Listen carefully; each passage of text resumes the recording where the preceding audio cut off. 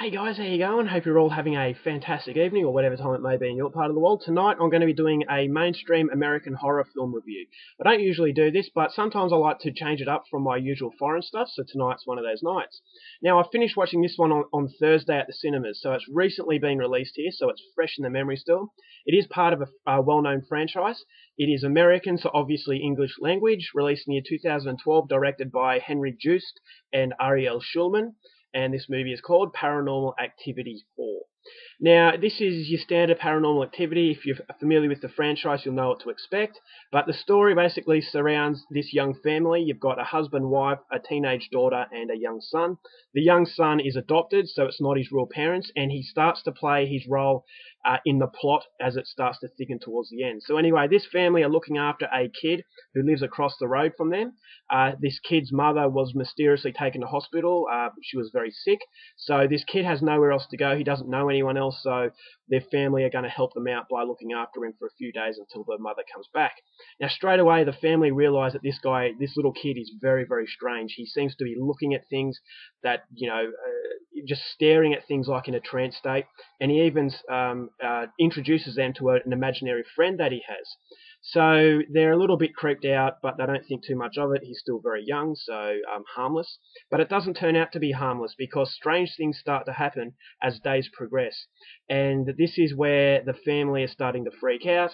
And then the young son in the family, his background starts to play a big part, and yeah, it pretty much takes off from there. So that's what I'm going to tell you on the synopsis.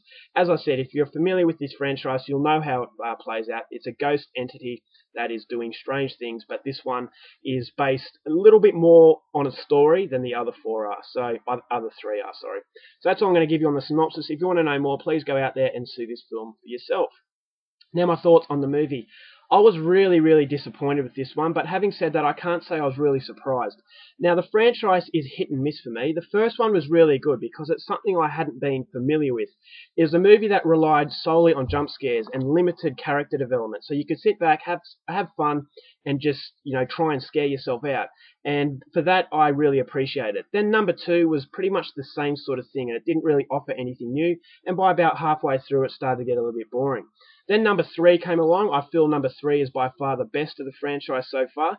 That one had a little bit more creativity, and I thought the scares were much better in that film. So that kind of re-energized me as far as the franchise was concerned, because I thought after number two it was dead. So going into number four, I had hesitations, but I was hoping that it was going to surprise me like number three was, but it didn't. This one fell really flat, and I do feel it's the weakest film of the franchise, and as a result of this, I think the franchise has run its course.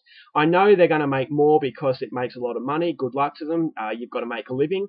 But this is my problem with American horror. As I've said numerous times, the Saw franchise, number one was really good, but it just got silly after that because they're basically just making money. They're flogging a cash cow based on the name.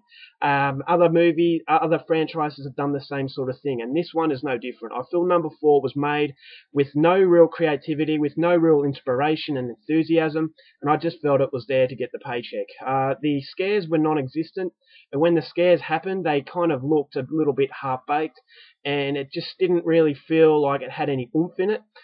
There were a few scenes that made me half jump, but I really expected to have a lot more scares as far as a Paranormal Activity film is concerned, because number three in the cinemas freaked me out because it relied on the standard big bangs, quiet, quiet, quiet, then bang, and you jump. And it had a lot of scenes like that in number three, but this one, it really doesn't have many at all. I actually think it was only about one or two genuine jump scares, which was really disappointing.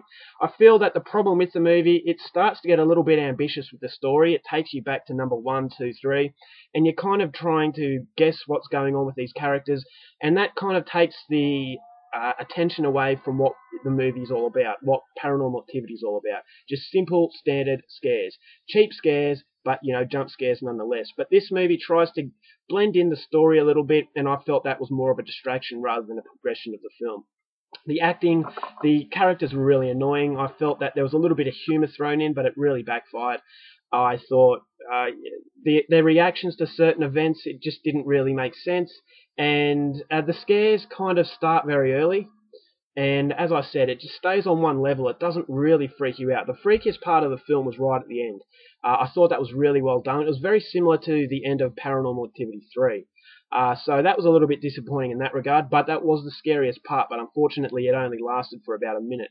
So, yeah, a very, very disappointing film. I would like to see the franchise finish, but I don't think it will. I'm only going to give this one half a star. I know that's very harsh, but considering how much I love the third one, this one was a bit of disappointment, and it comes nowhere near the acceptable standard for me. So half a star for Paranormal Activity 4, not coming recommended. It's one that you could probably pass up on. So that's my review. I hope you enjoyed it. Till next time, keep watching movies, and I'll see you later. Bye.